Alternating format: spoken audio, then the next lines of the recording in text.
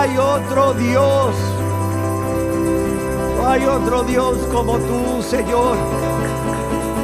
Aleluya.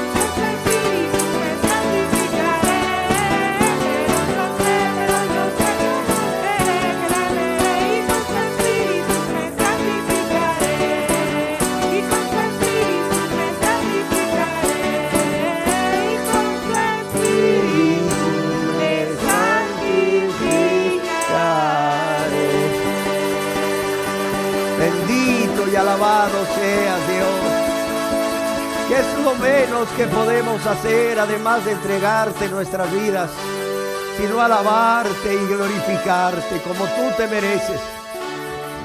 Aleluya. Aleluya, aleluya. Recibe la alabanza, la honra y la gloria, Señor. Aleluya.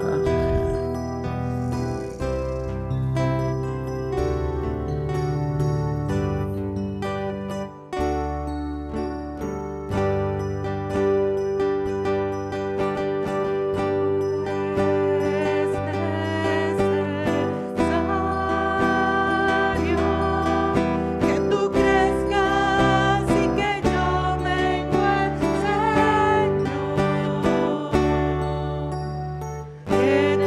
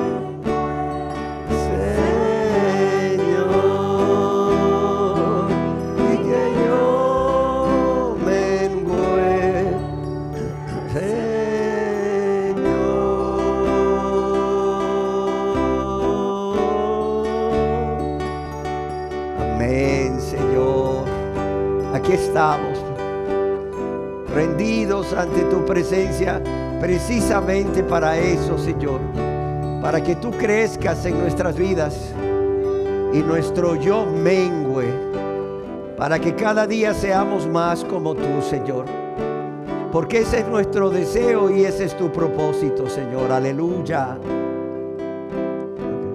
aleluya, Señor, aleluya.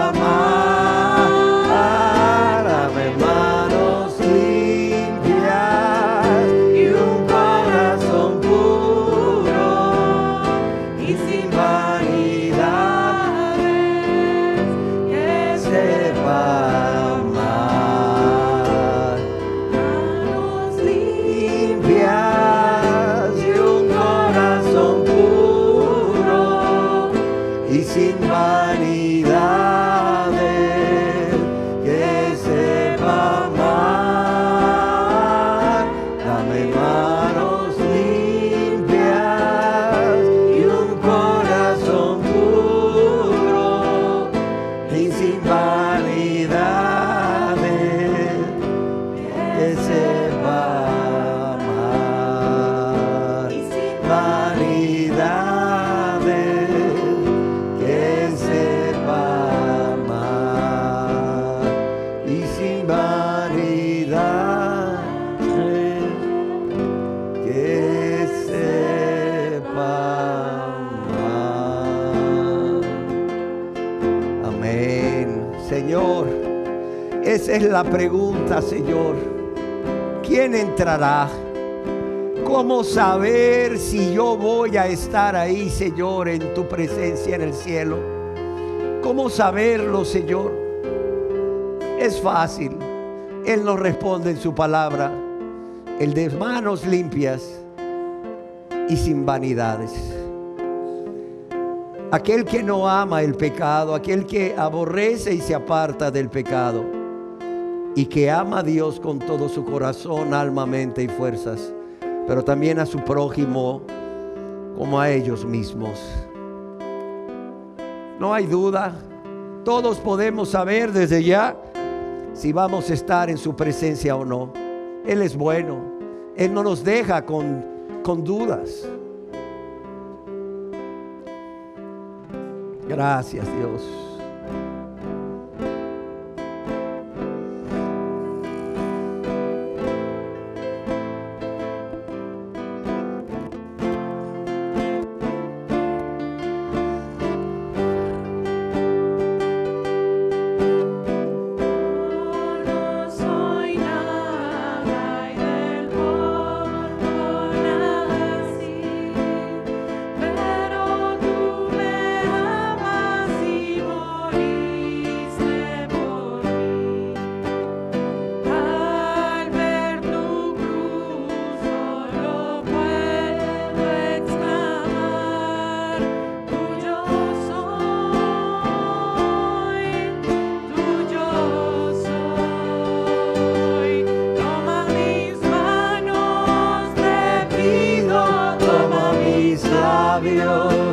Te amo, toma mi vida, oh Padre, tuyo soy. Amén.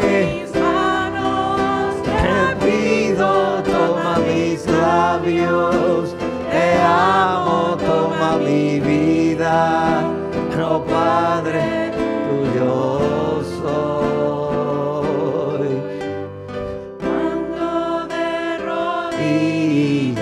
Me postro ante ti, veo tu grandeza y mi pequeñez.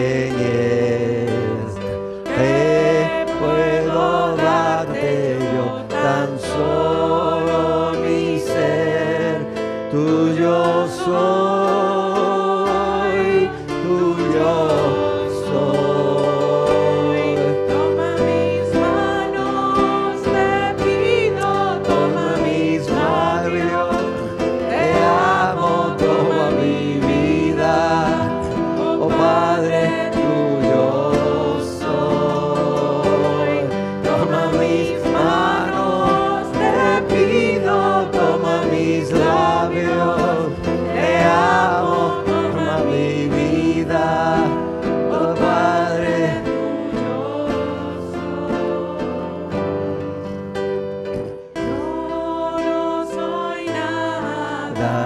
El polvo nací, pero tú me amas y moriste por mí. Al ver tu cruz puedo exclamar: tuyo soy, tuyo soy. Toma mis labios, te pido, toma mis labios, te amo, toma mi vida, oh Padre.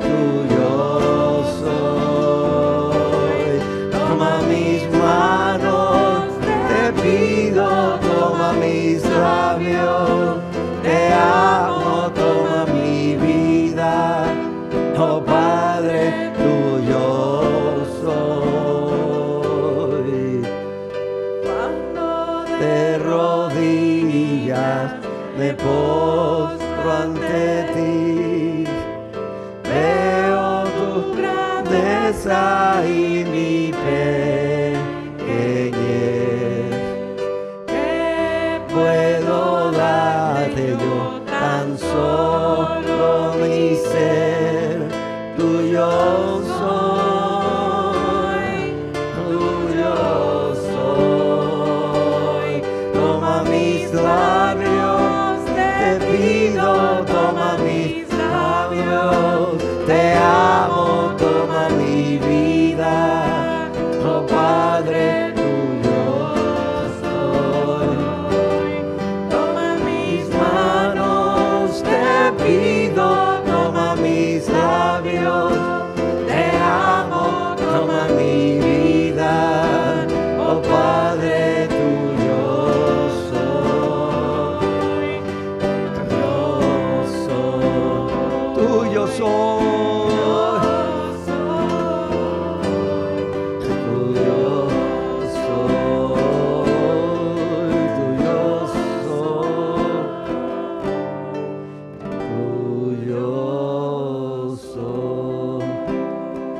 Amén, Señor. Porque hubo un tiempo cuando no era tuyo, Señor, pero tú me hiciste tuyo. Tú no necesitabas hacerme tuyo. Tú no dejabas de ser Dios si yo no era tuyo, si yo vivía en pecado, si era del diablo. Pero tú lo hiciste, Jesús. ¿Y a qué precio? Diste tu vida, derramaste tu sangre en esa cruz para hacerme tuyo, para hacernos tuyos, para volvernos al Padre. Gracias, Jesús. Gracias, Jesús. Ciertamente no hay palabras para agradecer tanto amor. No las hay, Señor, porque lo hiciste sin que nosotros lo mereciéramos, Señor. Y lo hiciste sin tú estar obligado. ¿Cómo no amarte, Señor? ¿Cómo no amarte? Cuando tú diste tu vida por nosotros en esa cruz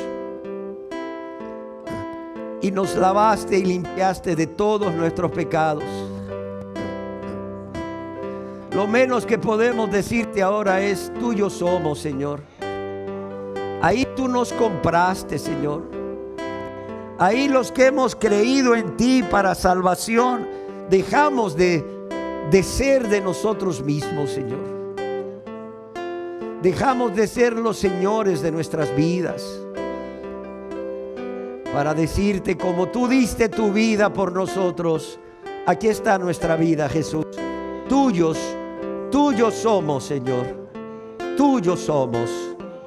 Te amamos, queremos hacer tu voluntad, queremos honrarte y glorificarte como tú te mereces, Señor, por todo lo que has hecho y seguirás haciendo, Señor. Aleluya, aleluya, gloria a tu nombre, Señor.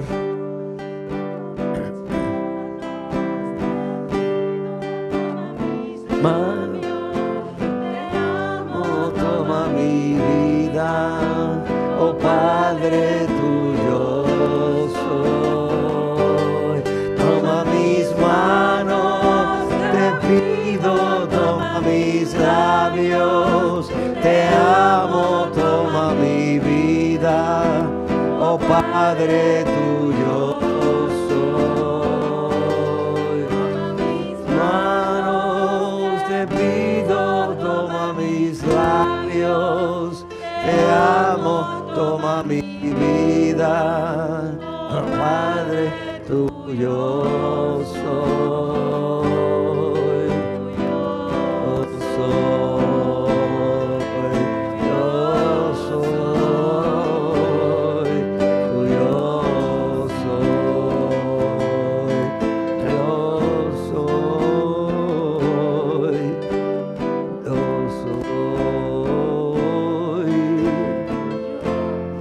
soy, Señor, tuyo soy, Señor,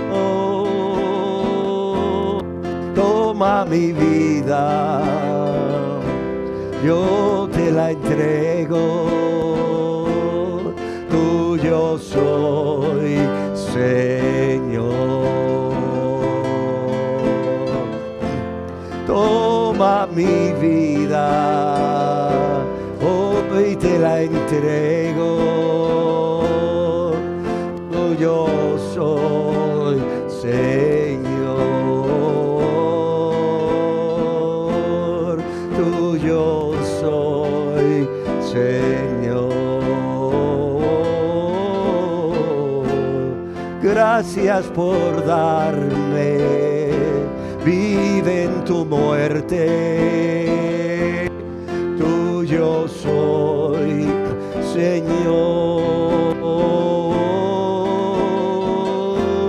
Gracias por darme vida en tu muerte. Tuyo soy, Señor. Tuyo soy, Señor.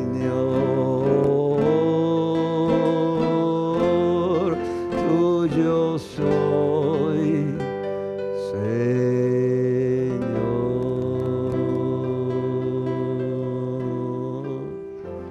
Amén. Gracias, Señor. Amén, Señor. Amén, Señor.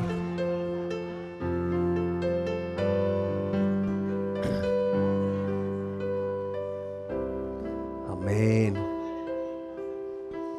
Amén, Señor. Y yo pregunto a los que aún no le han rendido. Amén.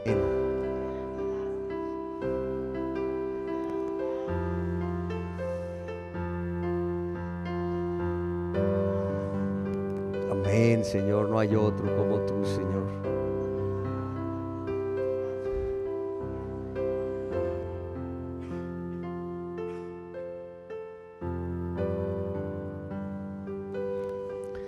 Y a ti que aún no le rindes tu vida a Él, ¿qué te impide decirle, tuyo soy?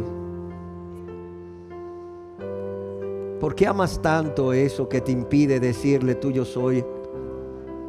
¿Por qué lo amas tanto si Él te ha amado? Solo Dios, solo Jesús te ha amado tanto. Y eso que tú amas más que a Él y que te impide decirle, tuyo soy, solo te está trayendo destrucción y muerte y condenación eterna. Piénsalo hoy. Piénsalo hoy, querida persona que estás aquí, que no le puedes decir, tuyo soy, porque no lo has hecho, porque no te has rendido a Él.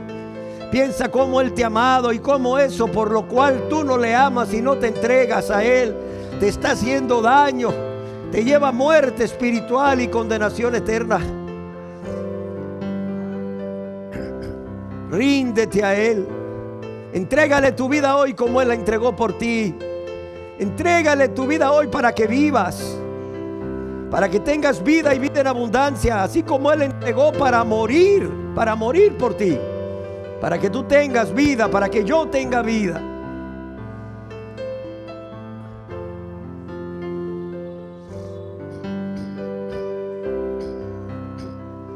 Gracias, mi Dios. Gracias, Señor. Aleluya.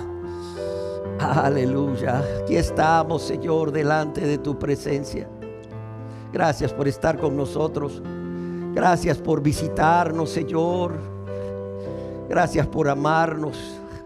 Gracias por guardarnos hasta hoy. Gracias por permitirnos estar aquí, Señor. Abre nuestra mente y nuestro corazón y enséñanos, Señor. Postrados ante tus pies estamos. Enséñanos, Señor, y ayúdame. Abre mi boca y llénala. Dame fuerza, Señor, para impartir tu palabra. Señor, dime qué quieres que diga, Señor. Abre mi boca y llénala con tu palabra, Señor.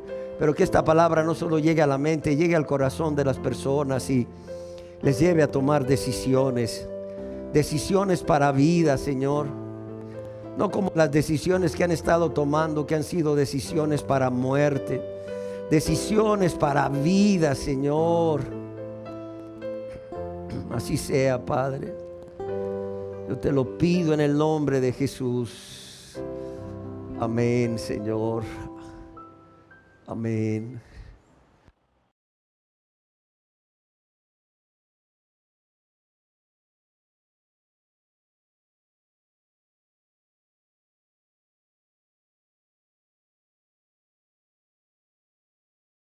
Me da mucho gusto poder estar de nuevo con ustedes y darles la más cordial bienvenida. Quizás algunos se pregunten, ¿qué es ser cristiano? Bueno, una de las definiciones que podríamos dar de ser cristiano es que Dios, Jesús, sea el todo de esa persona y que esa persona muera a todo por Jesús. ¿Sí me entienden? Ser cristiano es que Jesús sea el todo de esta persona y que esta persona muera a todo para vivir para Dios. Amén. Algo que Dios ponía ahorita cuando estábamos cantando, ¿qué es ser verdaderamente cristiano? Amados y amadas, menos que eso es no ser cristiano. ¿Sí me entienden? O sea, luego la gente se conforma con haber hecho una oración de aceptar a Cristo, quizás movidos por la emoción o movidos por la presión de alguien, como hablábamos en nuestra enseñanza anterior, que titulábamos Confesión y Perdón. Quizás una persona se conforme con una confesión a Dios y una súplica de perdón que no es consciente, no es voluntaria, no es espontánea, donde la persona no solo no reconoce sus pecados por nombre, sino que también no reconoce su culpa y, lo que es peor, una confesión que no va acompañada de arrepentimiento y fe en Jesucristo, confianza en Jesucristo, en lo que Él hizo al morir en esa cruz y resucitar al tercer día para ser nuestro Señor y Salvador. Amén. El día de hoy yo quiero compartir con ustedes una enseñanza que he titulado Confesión sin Perdón. La anterior se llamaba Confesión y Perdón, esta se llama Confesión sin Perdón. Y nuevamente quiero ir a aquellos textos que mencionaba anteriormente, como son el Salmo capítulo 32, verso 3 al 5. Este es el rey David, después de que comete un pecado contra Dios primeramente, contra su gran amigo y hermano del alma, como decimos aquí nosotros, Urías Eteo, uno de sus 30 valientes, de sus 30 íntimos, pero también la mujer de Urías Eteo, Betsabé, y el padre de Betsabé, quien también era amigo de David. Dice, mientras callé mi pecado, mientras rehusé a confesárselo a Dios, mientras callé, se envejecieron mis huesos en mi gemir todo el día. Porque de día y de noche se agravó sobre mí tu mano. Es decir, el peso de tu mano estaba sobre mí. Se volvió mi verdor en sequedales de verano. Se volvió mi juventud, se volvió mi fuerza como un sequedal de verano. Y los que son de la zona sur del país en verano saben lo que es un sequedal de verano. Mi pecado te declaré, dice David. Finalmente dejé de resistirte, oh Dios. Mi pecado te declaré y no encubrí mi iniquidad. Dije, confesaré mis transgresiones a Jehová. ¿Y qué dice aquí? Y tú perdonaste la maldad de mi pecado. En el libro de Proverbios, capítulo 28, verso 13, leemos: el que encubre sus pecados no prosperará. El que trata de justificarse, el que trata de poner excusas, el que trata de culpar a otros para no reconocer su propio pecado cometido contra Dios y su prójimo y su propia culpa y merecido castigo, dice, no prosperará. Y aquí no estamos hablando de prosperidad material, porque el contexto es alcanzar misericordia de Dios. En otras palabras, el que encubre sus pecados no alcanzará la misericordia de Dios. ¿Y cuál es la misericordia de Dios? Es la manifestación de su amor y su gracia a través de su perdón, del perdón inmediato y total de los pecados. Dice, más el que los confiesa, oiga bien, dos extremos. El que encubre sus pecados no prosperará. No, pues yo no soy tan malo. ¿Yo qué he hecho? Pues yo no soy tan malo, la verdad. Yo soy mejor que otros. Dicen, no, esa persona nunca va a alcanzar el perdón. Nunca va a ser como el fariseo que subió al templo a orar junto con el publicano y este no fue justificado, pero sí el publicano. Dice, más el que los confiesa y se aparta. Óigalo bien, más el que los confiesa, aquí se añade un nuevo elemento y se aparta. Con la ayuda de Dios, con la gracia capacitante de Dios, por la obra previniente del Espíritu Santo, ¿qué dice aquí? Alcanzará misericordia. Amén. Y en 1 de Juan, capítulo 1, verso 9, dice, si confesamos nuestros pecados, ¿a quién? A Dios. Dice, Él, Dios, es fiel. Él es fiel porque así lo ha prometido. Es fiel y justo, ¿para qué? Para perdonar nuestros pecados y limpiarnos de toda maldad. El día de hoy tenemos un predicador invitado, ¿cómo ven? Es un predicador que es un honor tenerlo entre nosotros porque se le ha conocido como el príncipe de los predicadores. Adivinen quién es. Hoy tenemos entre nosotros al predicador Carlos Haddon Spurgeon. Y digo esto porque en la enseñanza de hoy estaré compartiendo con ustedes parte de un sermón que él predicó el 18 de enero de 1857 allá en Londres. Pero óigalo bien, sermón que sigue siendo tan vigente como para ser predicado desde cualquier púlpito hoy. Es más, creo que las verdades que estaré compartiendo con ustedes de este sermón de Spurgeon deben ser compartidas con mayor frecuencia y desde muchos púlpitos en el mundo. Y aquí lo que predicó Spurgeon. Vamos a estar leyendo su sermón, algunas modificaciones para que fuesen más comprensibles para nosotros. Dice Carlos Haddon Spurgeon en su sermón, confesión y perdón.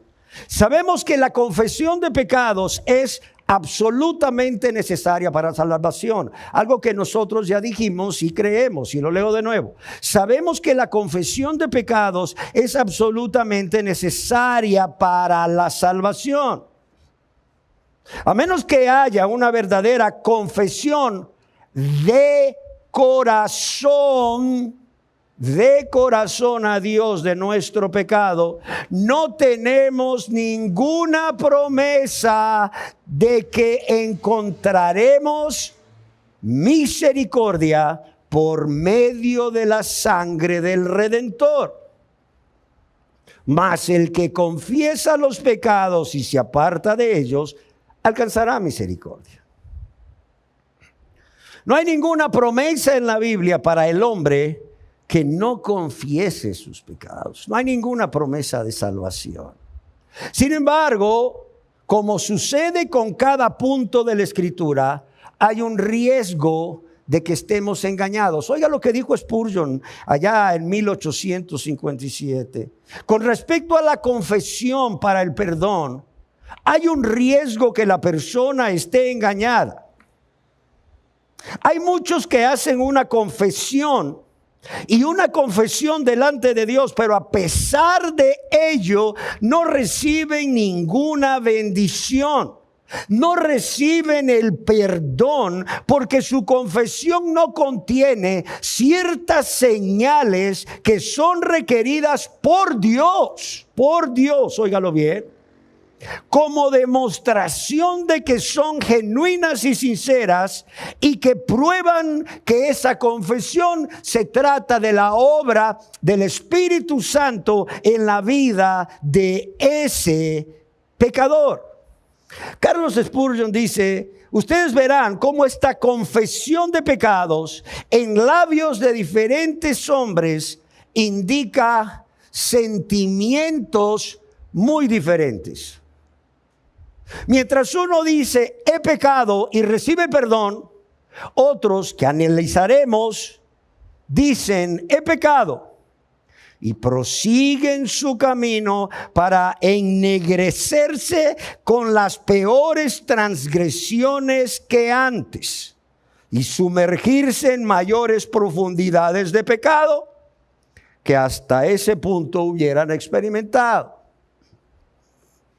Y vamos a pasar a estudiar 4 casos de personas que hicieron confesiones de pecado, pero no fueron salvas. Yo deseo, es decir, es mi propósito hoy, que cada uno de los que están aquí, que aún no se ha arrepentido y no ha creído en Jesucristo como su único y suficiente Señor y Salvador, se examine. No vaya a ser que esté en uno de estos grupos. De igual manera, yo quisiera que las personas que creen que son salvas se examinen.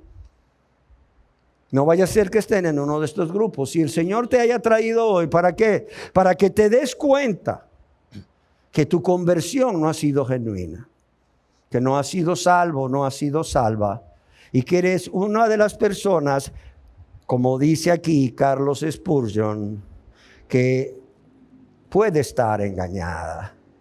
Y muy especialmente en el tema de la confesión del pecado para perdón.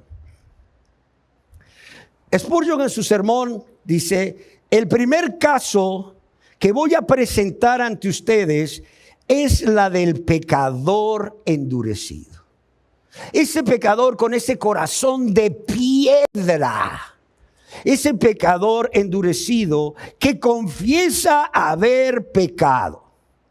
Y el faraón representa a este grupo de pecadores que cuando está bajo el terror confiesan he pecado.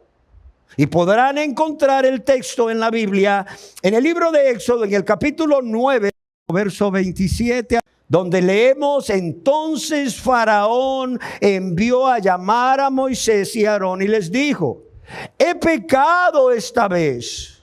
Óiganlo bien, Jehová es justo y yo y mi pueblo impíos. O sea, ¿por qué se da esta confesión de labios del tirano altivo?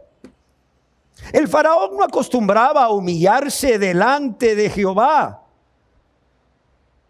Ahora, ¿por qué se inclina el orgulloso faraón?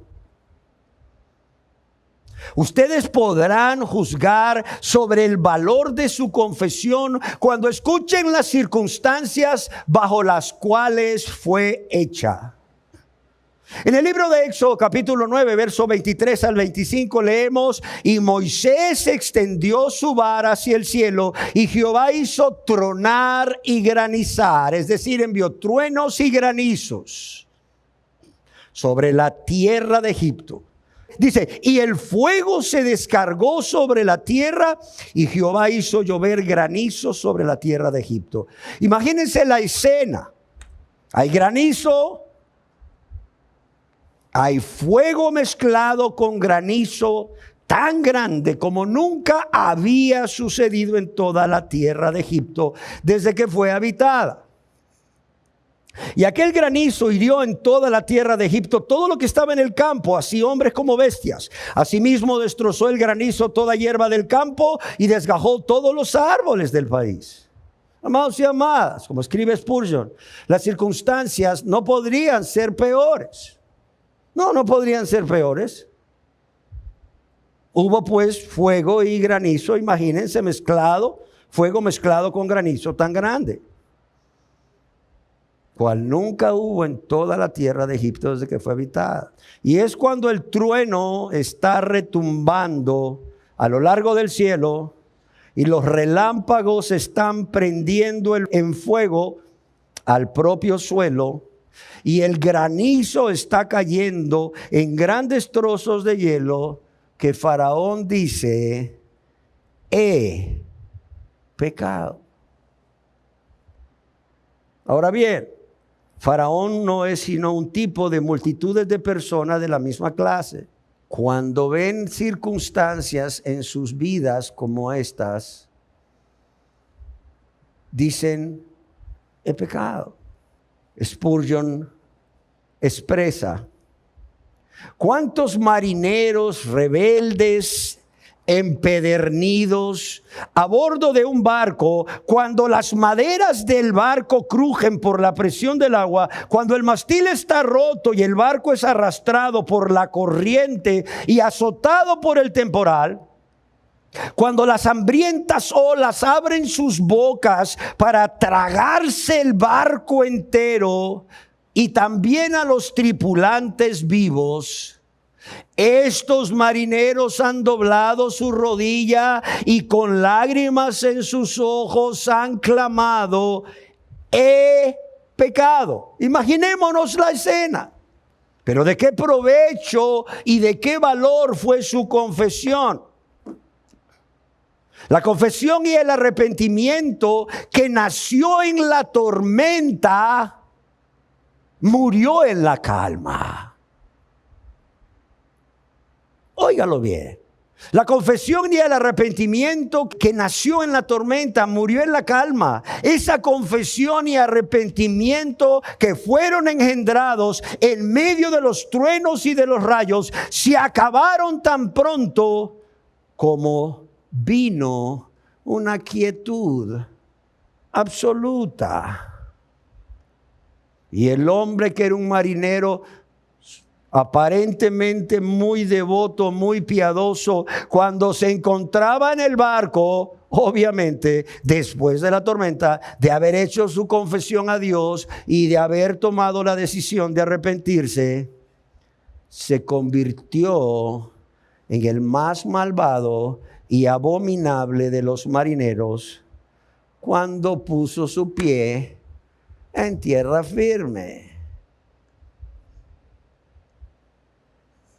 ¿No le suena esto familiar? ¿Cuán a menudo también hemos visto esto en una tormenta?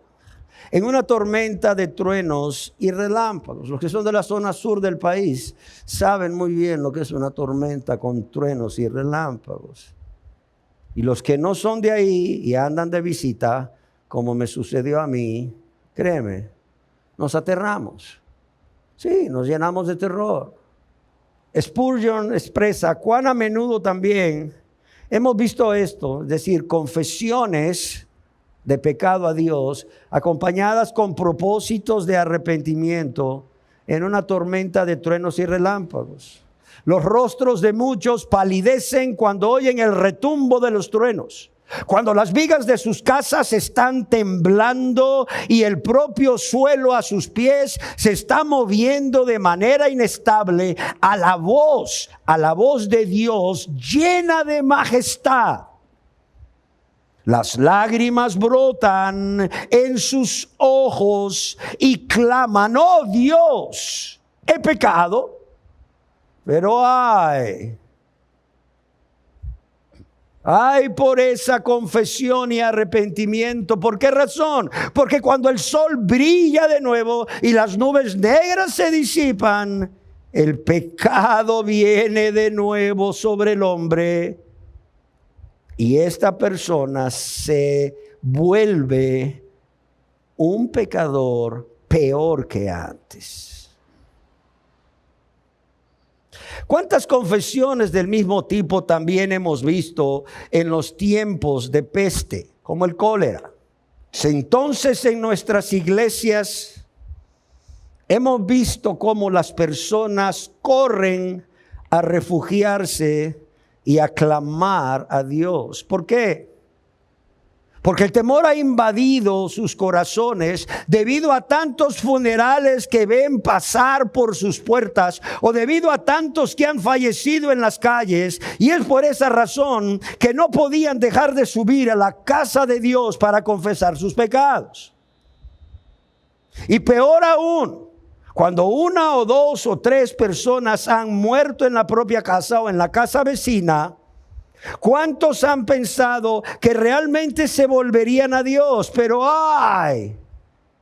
Cuando la peste cesó, la convicción también cesó. Cuando la campana hubo repicado por última vez, por el último muerto causado por la peste, entonces los corazones dejaron de latir con arrepentimiento y sus lágrimas dejaron de brotar. Hay en esta mañana, expresa Spurgeon, algunas personas de esas aquí o que se identifican con este tipo de personas. No dudo que cuente con personas así. Si hay aquí personas como estas, permítanme decirles solemnemente, señores, ustedes han olvidado los sentimientos que experimentaron en sus horas de alarma, así como la confesión y la promesa que hicieron a Dios. Pero recuerden, escribe Spurgeon, Dios no ha olvidado los votos que hicieron entonces. Óigalo bien. Seguramente pasó aquello que les producía terror, que los llevó a confesar sus pecados y a decir, no, hoy sí me vuelvo a Dios, hoy sí me entrego a Dios, Señor, me arrepiento y confieso que creo en Jesucristo como mi único y suficiente Salvador. Pero se olvidaron de ello, pero Dios no ha olvidado los votos que hicieron entonces. Óigalo bien. Marinero, tú dijiste que si Dios te daba vida para ver otra vez tierra firme, serías su siervo y no lo eres. Has mentido contra Dios, le has hecho una falsa promesa, pues nunca has cumplido el voto que tus labios expresaron. Tú que dijiste sobre el lecho de enfermo que si Dios te daba la vida, no pecarías más como lo hiciste antes. Pero aquí estás, igual de pecador. Igual de amador que del pecado y del mundo. Y tus pecados de esta semana hablarán por ellos mismos. No eres nada mejor de lo que eras antes de tu enfermedad. ¿Acaso podrías mentir a tu semejante y quedar sin reprensión? ¿Y piensas tú que vas a mentir contra Dios y quedar sin castigo? No. Ese voto que hiciste a Dios, aunque haya sido hecho fruto de la emoción por el terror a morir y ser condenado, ha sido registrado en el cielo. Y como es un voto que el pecador mismo ha hecho, y como el voto que este pecador ha hecho, y que además lo ha hecho voluntariamente, óigalo bien, será castigado por falta de cumplimiento. Y qué bueno que Spurgeon dice eso, porque luego cuando uno acostumbra a decir estas cosas, dicen, no, es que este predicador se quedó en la dispensación del Antiguo Testamento. Cuando yo hablo de un Dios que castiga, la gente dice, no, es que este hombre está bajo la ley. Pues yo quiero decirles que Carlos Spurgeon, además de ser conocido como el príncipe de los predicadores, era conocido también como ¿qué? Como el predicador de la gracia. Así era conocido. Como el predicador de la gracia. De hecho, él escribió un libro que se llama Solamente por Gracia, el cual recomiendo a todos. Pero cuando escuchamos a Spurgeon decir en un sermón que Dios va a castigar a aquella persona porque hizo un voto a Dios, confesando sus pecados y prometiéndole que entregaría su vida a Él, no solo para que Dios le salvase, sino también para que Dios gobernase su vida, por cuanto pidió a Dios que le convirtiera en una nueva criatura, y esta persona sigue viviendo como antes, porque su confesión y su intención no eran de corazón. Dios lo va a castigar. ¿Por qué? Por su falta de cumplimiento. Y oigan lo que dice el predicador de la gracia. Y Dios ejecutará venganza en contra de él al final. ¡Wow! Estoy seguro que algunos de ustedes no conocían a este Dios. Solo un Dios de amor. Pero no un Dios santo y un Dios que ejecutará venganza por cuanto las personas prometieron y no cumplieron. Dios ejecutará venganza en contra de él al final. ¿Por qué? Porque dijo que se volvería de sus caminos, y luego, óigalo bien, cuando la desgracia que vino a su vida cualquiera que sea, hubo concluido, no lo cumplió. Óigalo bien. Cuando la desgracia que vino a su vida, cualquiera que sea, un problema económico, un problema familiar, un problema de salud, un problema, no lo sé, de un accidente automovilístico, no, hombre, vas rumbo abajo ahí en el abismo en tu coche, porque te quitaron el derecho de vía en la carretera y te fuiste, te saliste de la carretera y vas ahí en el abismo hacia abajo diciendo: Señor, ten misericordia de mí, Señor, o sea, confieso que soy un pecador, perdóname, voy a cambiar mi vida. Y boom, el carro empieza a dar vueltas y dice: Señor, dame una otra oportunidad. Y te sacaron vivo de milagro. Cuando sacan el carro a la carretera, esto lo digo yo, no es porción, la gente que pasa, no sé si te ha ocurrido a ti, me ha ocurrido a mí, y ve los restos del carro, los desechos del carro, dice: wow, ahí se murieron todos. ¿Sí o no? No sé si te ha pasado. A veces ese carro completamente destruido y dices: ay, Señor, ahí se murieron todos. Pero la persona que iba ahí clamando a Dios no murió. Era la única que iba en el vehículo y no murió. ¿Y qué dice? Prometió y no cumplió. Más vale que no le prometas a Dios y que si le prometes, después no le cumplas. ¿Por qué? Porque Dios ejecutará venganza en contra de aquella persona porque dijo que se volvería de sus caminos y luego, óigalo bien, cuando la desgracia hubo concluido, no lo cumplió. Spurgeon dice: este es el primer estilo de confesión, sin perdón, obviamente. Y es un estilo que espero que nadie imite, pues es completamente inútil. De nada les servirá decir he pecado simplemente bajo la influencia del terror. Óigalo bien. Para luego olvidarlo posteriormente. El segundo es la confesión del pecador de doble ánimo. De doble ánimo. Y dice Spurgeon: les voy a presentar otro tipo de confesión que no lleva al perdón, y es la del pecador de doble ánimo que dice: he pecado. Y óigalo bien, siente que ha pecado, como muchos que yo he conocido, y lo sienten incluso profundamente, pero que es de mente tan mundana, tan amadora de sí mismo, del pecado y del mundo, que ama el premio de su maldad.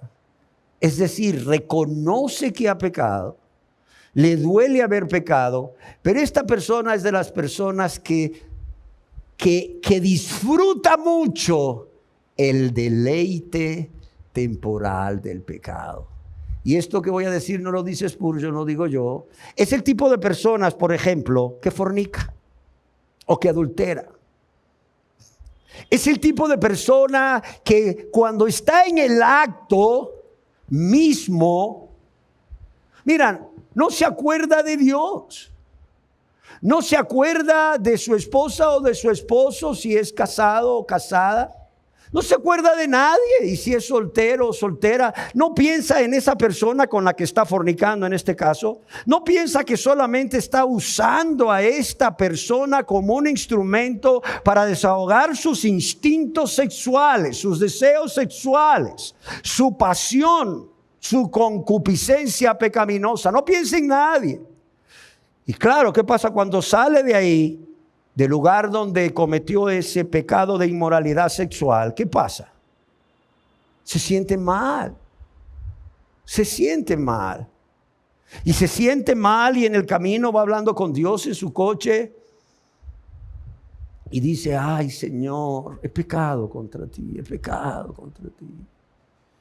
Pecado contra mi esposo, contra mi esposa. He pecado contra este hombre o esta mujer que solo usé como un instrumento para desahogar mis pasiones. Señor, perdóname. Pero ¿sabes qué hace 3 días después? Está haciendo lo mismo. Está cometiendo su pecado sexual. Oye, pero Pero si parecía tan sincero, tan sincera, cuando iba en el carro ahí pidiendo perdón. Sí. Pero es que ama tanto, oiga bien, ama tanto, o sea, se deleita tanto o disfruta tanto del deleite que ese pecado le produce, que eso, o sea, ese deleite temporal, por cierto, sobrepasa su remordimiento y la persona vuelve a caer y vuelve a decir: Señor, he pecado contra ti, etcétera, etcétera, etcétera. Se ve tan compungido, tan compungida que dices tú: ahora sí. Pero a los 15 días lo está haciendo de nuevo. ¿Sí me entiende? Ahora Spurgeon expresa: el personaje que he elegido para ilustrar la confesión del pecador de doble ánimo es Balaam, el profeta Balaam. En el libro de Números, en el capítulo 22 y versículo 34 leemos: entonces Balaam dijo al ángel de Jehová: he pecado. Óigalo bien, he pecado. Sí, así dijo Balaam: he pecado. Sin embargo, prosiguió después con su pecado. Y dice Spurgeon: a menudo me he maravillado ante ese hombre. Él pareciera encarnar realmente al bien y al mal al mismo tiempo, igualmente que a un diablo y a un santo. Pues realmente parecía ser ambas cosas. Imaginémonos, dice Spurgeon, estar viendo a Balaam. Está parado en la cumbre del cerro y allí están las multitudes de Israel a sus pies, y el rey Balac le pide que los maldiga para poder derrotarlos. Y este hombre, ¿qué le dice al rey? ¿Por qué maldeciré yo al que Dios no maldijo? Óyelo bien. ¿Por qué maldeciré yo al que Dios no maldijo? Y luego concluye su discurso diciendo: muera yo la muerte de los rectos y mi postrimería sea como la suya. Pero esperen que baje de la cima del monte y le oirán dar el más diabólico consejo al rey de Moab. Un consejo que era posible que el propio Satanás lo sugiriera. Balaam le dijo al rey: no podrás vencer a este pueblo en la batalla, pues Dios está con ellos. Pero yo te voy a decir una cosa, y además había dinero de por medio. Y este hombre no se quería ir. Fíjense bien, ese hombre temía a Dios. Por eso declaró lo que Dios decía: yo no voy a maldecir a este pueblo, lo voy a bendecir, al contrario. Pero este hombre, por otro lado, amaba el deleite que le produce el pecado. Y este hombre era codicioso, y el rey había prometido darle muchísimo dinero si lograba, o si él iba a maldecir al pueblo para que el rey de Moab le ganara en la batalla al pueblo. Este hombre dice: no, ¿por qué maldeciré yo al que Dios no maldijo? Pero luego, bajando del cerro, le dice al rey: no podrá vencer a este pueblo en la batalla, pues Dios está con ellos. Intenta alejarlos de su Dios. ¿Qué? Sí, ahí está el mismo hombre que dijo: no maldeciré al que Dios no maldiga.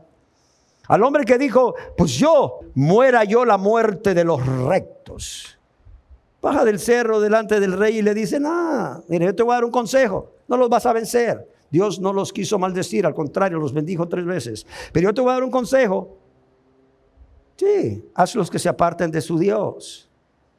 Y todos ustedes saben cómo los habitantes de Moab, con lascivias desvergonzadas, trataron de alejar a los hijos de Israel de la lealtad a Jehová. ¿Cómo? Ofreciendo sus mujeres, me imagino que las más bellas, a los hijos de Israel. ¿Y qué pasó con los hijos de Israel? Empezaron a ver a aquellas mujeres, a codiciarlas, y finalmente terminaron acostándose con ellas. Wow, yo creo que no hay cosa más diabólica que decirle a una persona cómo pecar. ¿Sí me entiende? ¿Cómo pecar? O cómo hacer que otra persona peque. Lo que es peor. ¿Y qué pasó? Este hombre, dice Spurgeon, parecía tener la voz de un ángel en un momento, y sin embargo también la propia alma de un diablo. en sus entrañas. Hay muchas personas de este estilo. Cuando se encuentran con un pastor o con un ministro, cuán piadosos y santos son. El día domingo esas personas son la gente más respetable, son la gente más íntegra del mundo, según pensarías al verlos levantar sus manos y alabar y adorar a Dios y proclamar: Señor, yo te amo, tú eres mi vida, etcétera, etcétera. Al oírlos decir durante la predicación muy convencidos: amén a la palabra. Es más, dice Spurgeon, hasta tienen una forma muy religiosa de hablar. Bendiciones, Dios te bendiga. ¿Cómo estás? Bendecido, prosperado y en victoria. Cuando no están ni bendecidos, ni prosperados, ni en victoria. Pero ya es una forma religiosa. Y ahí los ves, dice Spurgeon. Pero en los días de semana, si quisieras encontrar a las personas quizás más deshonestas y amadoras del pecado, de sí mismas y del mundo, son precisamente algunos de esos hombres que los domingos en la iglesia se ven tan santos, o algunas de estas mujeres que los domingos en la iglesia se ven tan santas. Y deseo que tengan la seguridad que ninguna confesión de pecado puede ser genuina a menos que sea hecha de todo corazón. De nada sirve decir he pecado y luego seguir pecando. Óigalo bien, de nada sirve decir he pecado y luego seguir pecando. ¿Y sabe qué se me viene a la mente? Se me viene a la mente que esta es la manera de actuar de la mayoría de las personas que dicen ser cristianas en todo el mundo. Algunos les llaman cristianos nominales, en otros países como en México les llaman cristinos. Según algunos han torcido el texto de cristianos carnales y les llaman cristianos carnales. O sea que hay cristianos carnales y espirituales, cuando no existe tal cristiano carnal. O eres cristiano gobernado por el Espíritu, dirigido por el Espíritu y lleno del Espíritu, o no puedes ser cristiano. ¿Por qué razón? Porque los que viven en la carne no pueden ¿qué? Agradar a Dios, punto. Amén. Los que viven en la carne no pueden agradar a Dios. Y ese es mi temor, amados y amadas. Yo no sé si ustedes conocen a algunos, yo conozco a muchos que me dicen, le digo bendiciones, o que Dios le bendiga, y me dice amén. Inmediatamente ese amén me abre las puertas para predicarle. Ya sea que esté con el cajero del banco, con el cajero del supermercado, con el taxista, con quien sea, amén. Le digo yo, amén, oiga, me gustó. ¿Usted asiste a alguna iglesia? Sí, a la iglesia tal. Ay, qué bueno, ¿usted es cristiano? Sí, soy cristiano. ¿Y por qué es cristiano? No, pues porque un día yo, ¿verdad? Acepté a Jesús como mi Señor y Salvador. Y bueno, que de sus frutos dignos de arrepentimiento. Ay, pastor, mire. ¿Usted es pastor? Sí, yo soy pastor. Ay, viera que... Ay, ese diablo. Esa carne, pastor. Aquí todo el mundo tiene la culpa, menos ellos. El diablo, la carne, la suegra, la cuñada, el jefe. ¿Me entiende? El partido político en el poder, el presidente del Congreso. Aquí todo el mundo tiene la culpa para el pecador, pero menos ellos. No sé si me explico. Ay, bien. Y lo peor es que el diablo sabe de qué pie cojeo, cuál es mi debilidad. Y ahí vuelvo a caer, y vuelvo a caer, y vuelvo a caer. No sé si ustedes han estado en estos lugares donde se invita a un predicador nuevo y luego ese predicador nuevo dice al final, bueno, ¿quiénes quieren hacer la oración de aceptar a Cristo? Y algunos pasan, como decíamos, forzados por sus propias emociones o por alguien que los empuja. Pero luego cuando dice, ¿quién quiere reconciliar con el Señor? Todos los cristianos de ese lugar supuestamente pasan al frente y lloran y lo que tú digas. Luego el pastor se va feliz porque dice, no hombre, 20 aceptaron a Cristo y 100 se reconciliaron con el Señor. Pero a la semana siguiente o menos, ni los que aceptaron a Cristo ni los que se reconciliaron están viviendo una vida agradable a Dios, una vida santa, con la ayuda de Dios, en el poder del Espíritu, sino que están viviendo igual que antes. Solo que ahora creen que son cristianos. Pero siguen igual de diablos, igualitos. ¿Y qué pasa cuando a los 3 meses vuelven a invitar a otro predicador? El predicador dice, bueno, hay alguna persona aquí que quisiera aceptar a Cristo como su Señor y Salvador. Y bueno, como su Salvador nada más, porque Señor ni dicen. Y ser cristiano, pasan unos 10. Y luego, ¿quién quiere reconciliar con el Señor? Y pasan los 10 que habían aceptado a Cristo hace 3 meses, y el resto, o sea, la multitud que había corrido a aceptar a Cristo 3 meses antes. Y esto se repite una vez más, y una vez más, y una vez más. Amados y amadas, hijos de Balaam son estos. Tú eres así, no eres hijo de Dios. Te lo digo con todo respeto, eres hijo de Balaam. Estás haciendo las mismas obras que tu padre Balaam. Sea un pecador de doble ánimo. En un momento estás en las alturas, casi rasando el tercer cielo en esos momentos de adoración, ¿verdad?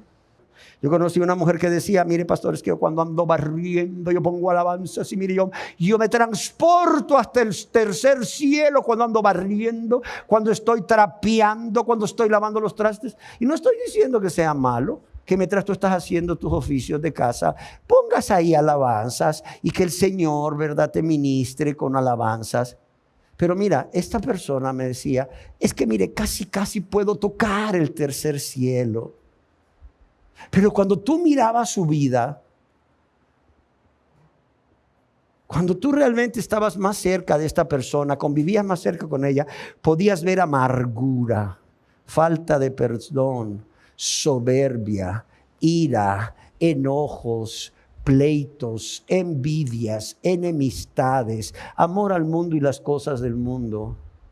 Pero según ella, era llevada en espíritu hasta casi la entrada del tercer cielo.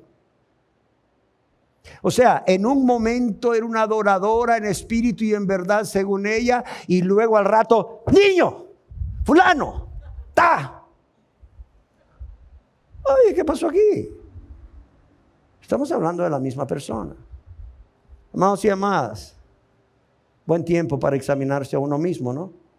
Y se los digo en amor. Spurgeon predicó este sermón en amor, para que los engañados, como dice él, puedan abrir sus ojos y venir a Cristo realmente, reconociendo que nunca han nacido de nuevo, reconociendo que siempre han sido pecadores y que quizás muchos han pecado mucho más o con mayor gravedad porque han tenido más luz en sus vidas.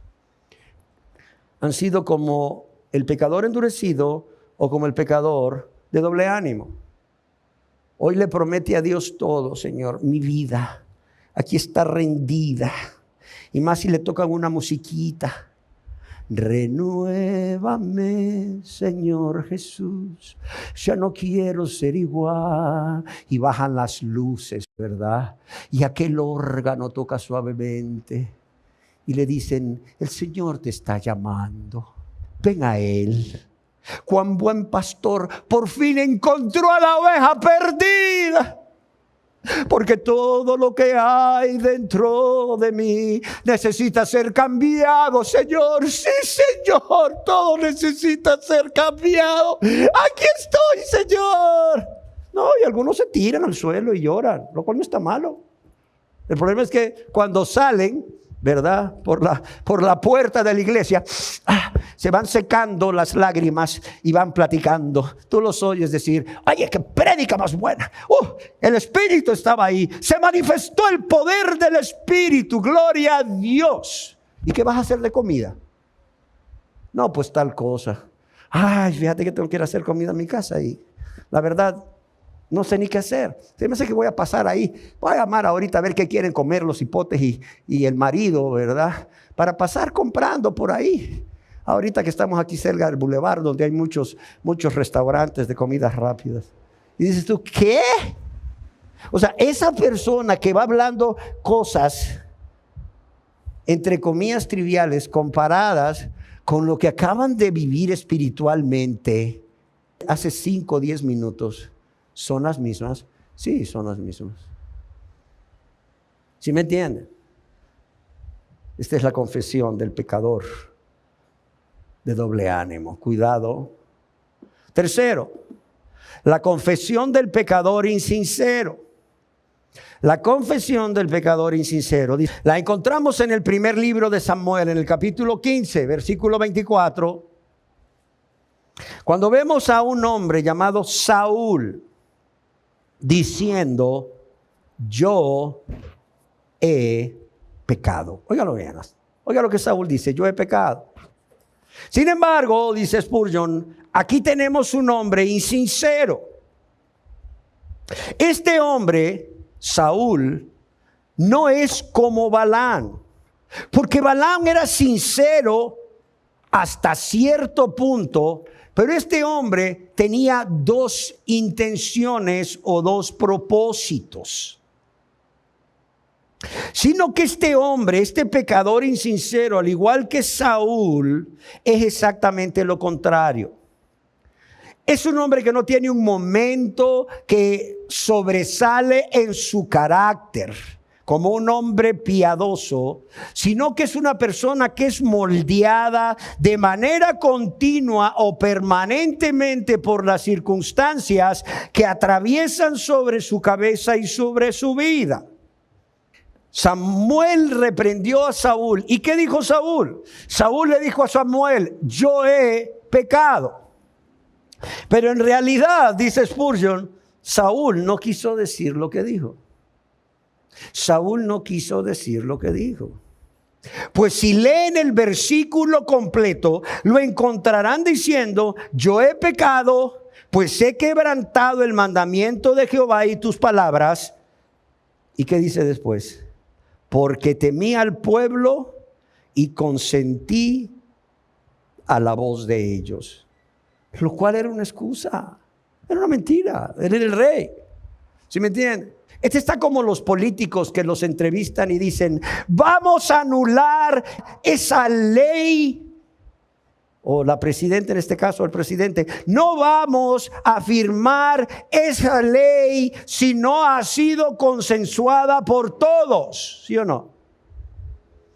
Y luego al rato te das cuenta que la publicaron en la Gaceta y luego le dicen, oiga, ¿no dijo usted que no iba a publicar esa ley o mandarla a publicar al diario oficial si no era consensuada por todos y tenía los votos suficientes? No, mire, a mí me malinterpretaron porque aquí hay una prensa amarillista que todo lo ve mal. Yo lo que dije es que la voluntad popular es que esa ley sea enviada a la Gaceta y como yo soy la presidenta o el presidente y cumplo la voluntad popular, la envié.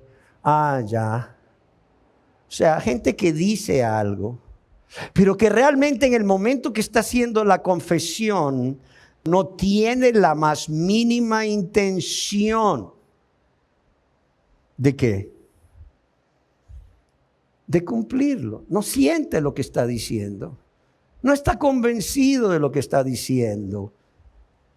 Así de sencillo.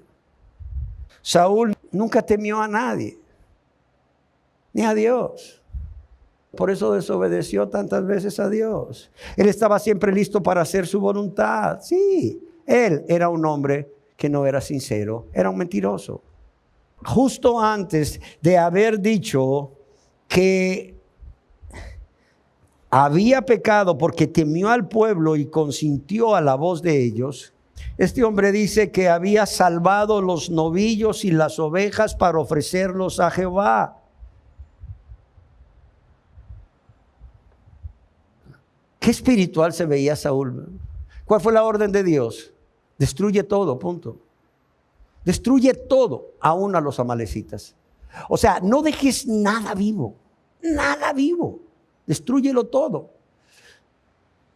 Y este hombre primeramente se acerca a Samuel y le dice, he obedecido la voz de Jehová. Y en eso vemos cómo se oyen el mugido de las vacas y el balido de las ovejas. O sea, este hombre dice, he obedecido a Jehová. Saúl le dice a Samuel eso. Y de repente las vacas le empiezan a hacer mu, be. Cuando las personas dicen, yo soy cristiana, y el hijo que está ahí de 5 años le dice, ay mamá, pero te enojas, y la mamá está volteándola a ver y así, con el pie así, cállate.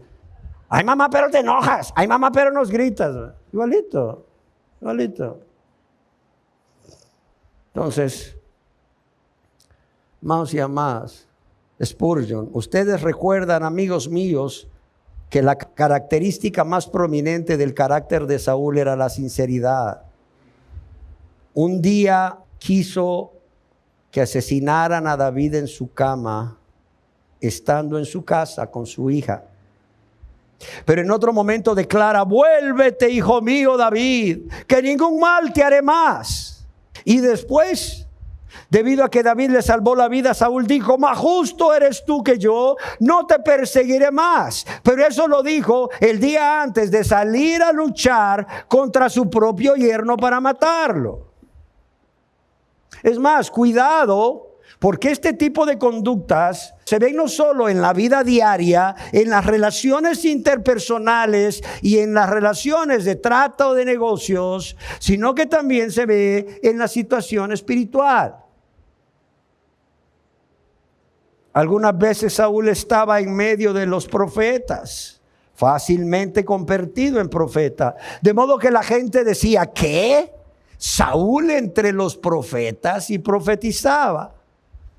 Y después lo vemos ahí buscando una divina, lo vemos ahí solicitando favores a la divina de Endor, siendo un hombre, que realmente no hablaba con la verdad, ni actuaba con la verdad.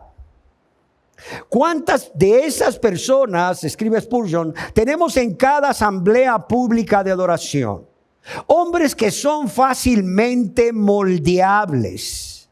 Son personas que se ven tan lindas, siempre están de acuerdo contigo sin importar lo que le digas. Se ven tan amables, se ven tan cariñosos. Y muy probable todavía tengan una tierna conciencia, pero la conciencia es tan tierna que cuando se toca cede. Pero ¿qué pasa? Y la persona se siente culpable, obviamente, pero después es tan tierna que esa herida que provocó en esa conciencia el Espíritu Santo al traer convicción se sana rápidamente, y luego ves a la persona como si no hubiera hecho nada. ¿Sí me entienden? Esa es la persona que hace un mal y luego tú, esperando que te pida disculpas, la ves actuando como si no ha hecho nada, y dices tú: ¿qué? ¿Qué pasó ahí? O sea, ¿qué pasa? Este tipo de personas, dice Spurgeon, son personas que parecieran tener corazones de caucho.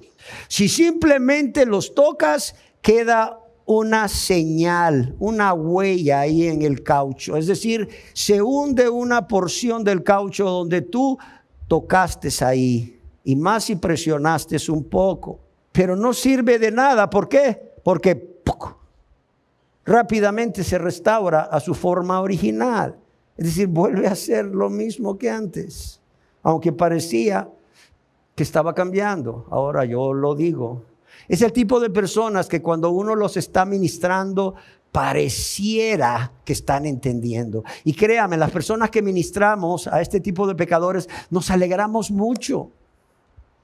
Porque las personas parecen estar entendiendo, parecen reconocer, bueno, hasta reconocen que son pecadores, reconocen cuáles son sus pecados, reconocen que han pecado contra Dios y su prójimo. Y tú puedes ver en estas personas cómo el Espíritu Santo está obrando sobre esa conciencia, cómo el dedo de Dios está presionando ese corazón. Pero al ratito te das cuenta que están otra vez practicando el pecado como si nada hubiera pasado, y dices tú: a caramba. Es más, hasta 6 meses vienen y tú dices: wow, ¿cómo va avanzando? ¿Cómo va avanzando? Wow, seguramente va a ser salvo por la gracia de Dios, y de repente dejan de venir. Y dices tú: caray, ¿qué pasó? Si todo iba tan bien, supuestamente ante los ojos del pastor o del ministro. Pero no, son este tipo de personas. Te los encuentras en el supermercado y llegan y te dicen: hola, ¿cómo está? Gusto de verlo. Te dan un abrazote y te dicen: oiga, ¿cómo está la familia? Fíjese que precisamente estaba pensando en usted. Fíjese que precisamente voy... a decirle algo que le va a alegrar, que es, vamos a volver a la iglesia. En la misma actitud, con la conciencia tierna que luego rápidamente cicatriza la obra del Espíritu Santo, el corazón de caucho que vuelve a ser el mismo. ¿De qué te va a servir? ¿De qué te va a servir? A mí, para nada. O sea, no estamos compitiendo con nadie, créemelo. No estamos compitiendo con nadie. Es decir, no estamos compitiendo con otros lugares donde se celebran asambleas públicas de adoración, que tienen 1,000, 5,000, 10,000, 20,000 personas. Claro que quisiera que vinieran esas 20,000 personas para predicarles este sermón de Spurgeon.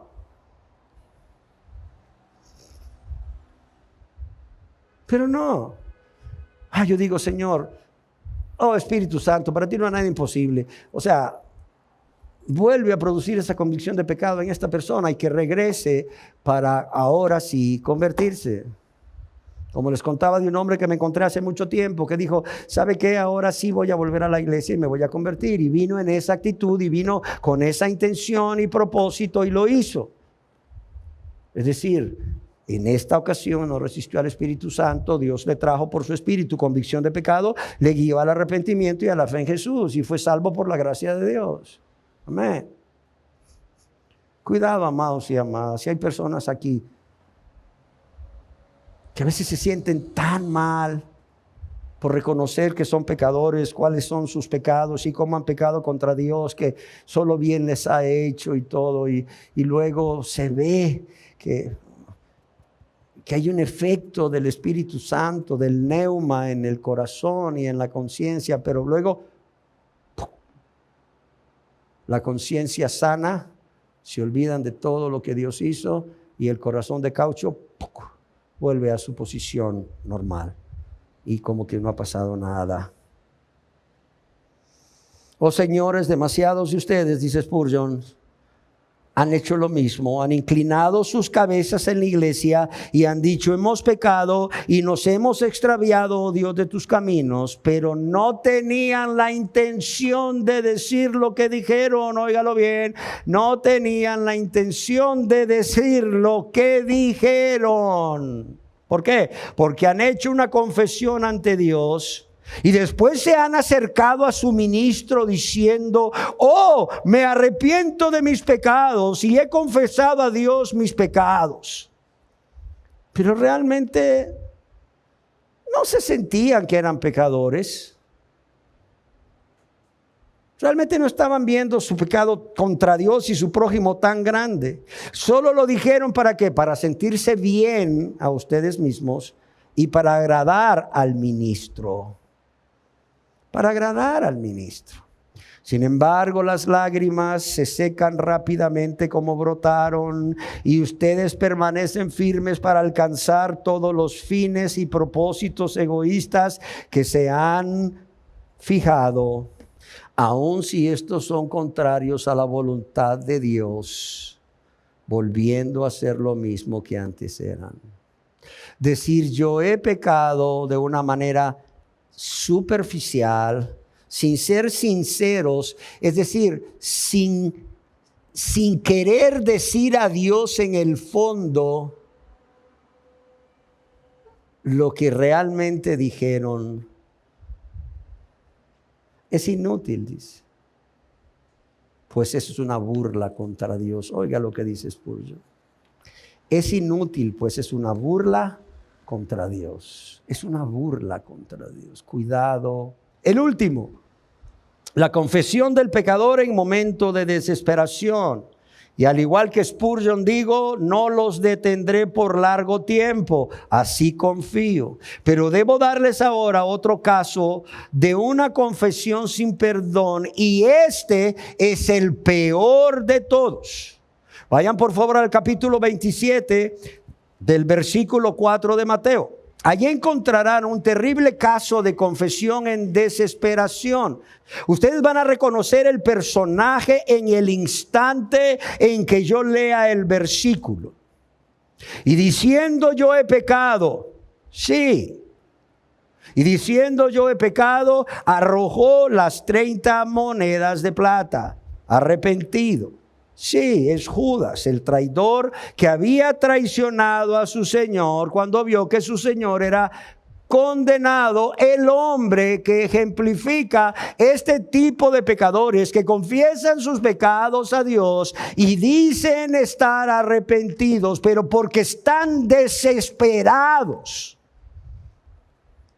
Este hombre vio que su Señor era condenado y devolvió arrepentido. Por cierto, la palabra ahí no es metanoia, es metamelomai, remordimiento. Devolvió arrepentido las 30 piezas de plata a los principales sacerdotes y a los ancianos, diciendo: yo he pecado entregando sangre inocente. Y arrojando las piezas de plata en el templo, salió. ¿Y qué pasó después? ¿Quién se acuerda? Fue y se ahorcó. Aquí tenemos el peor tipo de confesión y supuesto arrepentimiento de todos. De hecho, escribe Spurgeon, no sé si tenga justificación para llamarlo arrepentimiento. Debería llamarlo más bien remordimiento de conciencia. Y Spurgeon tiene toda la razón. Porque Judas, en efecto, confesó su pecado, pero luego salió y se fue y se ahorcó. Y este es el fruto de una terrible y espantosa confesión en momentos de desesperación. Amén. Y escribe Spurgeon, ¿no has visto nunca una persona así? Dice, yo le he visto una vez en mi vida y le pido a Dios que no tenga que verlo de nuevo. El arrepentimiento de esa persona que vea la muerte mirándole al rostro y que dice, yo he pecado, y tú le dices que Cristo ha muerto por los pecadores, pero él responde, no hay esperanza para mí, yo he maldecido a Dios en su cara, yo lo he desafiado, yo sé que mi día de gracia ya pasó, me estoy muriendo y yo sé que estaré perdido. Es un ejemplo claro de lo que Judas hizo. ¿Por qué? Porque lo que motivó a Judas a ahorcarse es precisamente esto, el pensar, no hay esperanza para mí, yo he maldecido a Dios en su propia cara, yo le entregué, yo lo he desafiado, yo sé que el día de mi gracia ya pasó, me estoy muriendo o más bien estoy en una gran vergüenza. ¿Qué van a decir los otros discípulos cuando esto salga a la luz? ¿Cómo me van a ver? ¿Cómo se van a comportar conmigo? Y le importó más eso que buscar el perdón de Dios. Ayer precisamente le decía a unas personas, Judas pecó, Pedro pecó, ¿sí o no? Los dos pecaron. Y todo pecado es grave contra Dios. Pero Pedro tuvo un metanoia, un arrepentimiento y fue perdonado. Judas tuvo un metamelomai, un remordimiento y fue y se ahorcó. No sé si me explico. Es el tipo de personas que dicen, sí, pastor, yo sé que soy pecador. Sí, pastor, yo sé que he ofendido a Dios. Sí, pastor, yo sé que si yo me muero, Dios me va a juzgar y me va a condenar al infierno. Sí, pastor, pero yo no creo que Dios me quiera perdonar. ¿Por qué no le quiere perdonar? Porque he sido tan malo. Más malo que Pablo, el que decía que era el primero de los pecadores. No, pues no tanto así. Entonces, si perdonó a Pablo, ¿por qué no lo va a perdonar a usted? O si perdonó a Saulo, pues. Ay, es que mis pecados han sido tan graves, pastor. O sea que Dios no puede perdonar todos sus pecados, por muy graves que hayan sido. Es el Dios que es amplio en perdonar, no puede perdonar todos sus pecados. No, pastor. No, pastor. ¿Y sabes qué es lo más triste? Que teniendo al Dios de la esperanza, teniendo al Dios que es el Dios pródigo en perdón, pródigo en misericordia, pródigo, es decir, derrochador de su gracia, las personas se cierran a sí mismas, viendo más su pecado, viendo más las consecuencias del pecado en su vida, que a Dios, contra quien han pecado ciertamente, y a quien han lastimado y ofendido, y a su prójimo también. Pero también viendo a Dios para suplicarle perdón y después a su prójimo. Qué triste. Dice, se encierran como las tortugas en su caparazón. Lamentablemente, Son personas que no conocen a Dios, aunque hayan leído mucho la Biblia, tengan puestos religiosos. No conocen a Dios, para vergüenza de ellos lo digo, porque si conocieran a Dios, harían lo mismo que hizo David. ¡Wow! ¡Qué pecados los del rey David! ¡Qué pecados! No los justifico, fueron graves, fueron gravísimos ante Dios, y no fue uno, fueron varios. Pero este hombre, ¿qué hizo? Cuando él reconoce que ha pecado contra Dios, pequé contra Jehová, cuando Natán lo confronta, este hombre luego va en un acto de humillación, con un corazón contrito y humillado, a clamar a Dios por misericordia, haciendo uso ¿de qué? Del conocimiento que él tiene de Dios.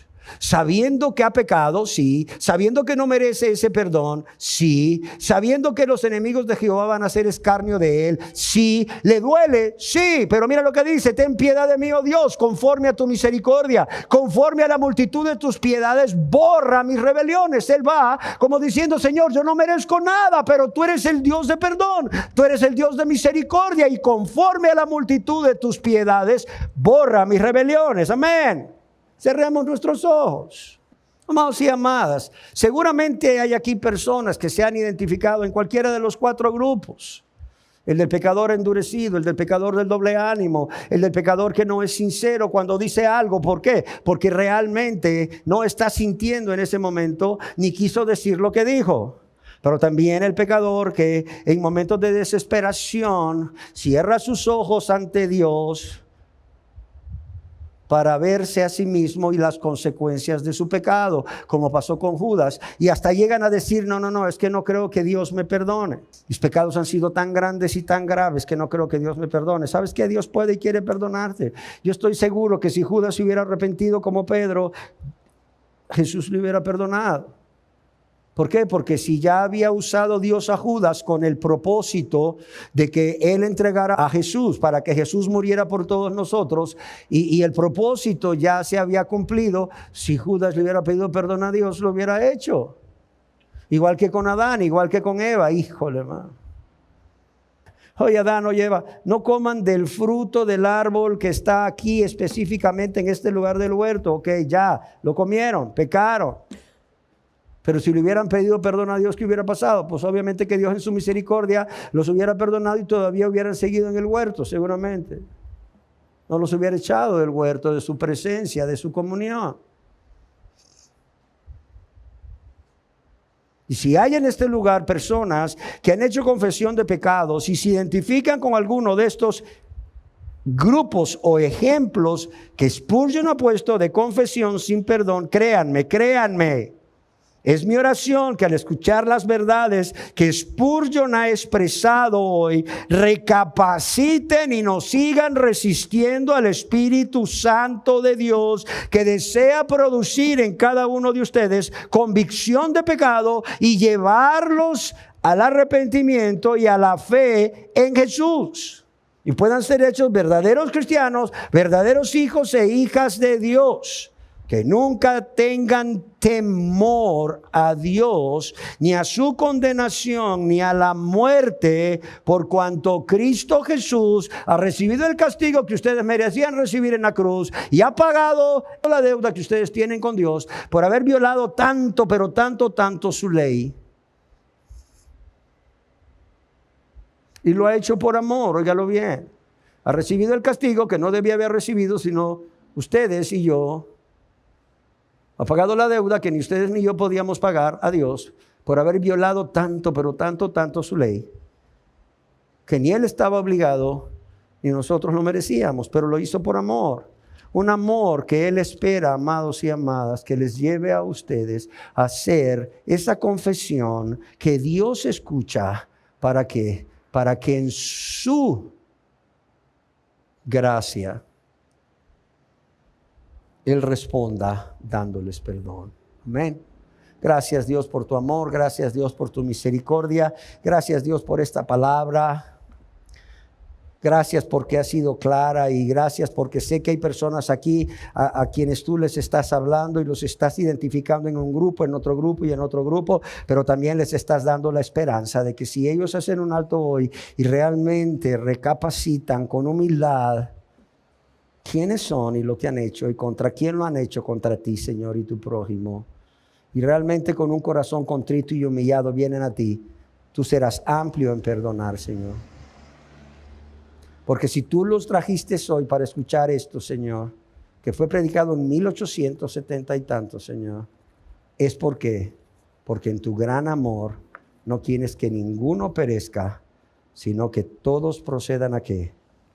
Al arrepentimiento. Yo te lo ruego, Señor, en el nombre de Jesús. Amén.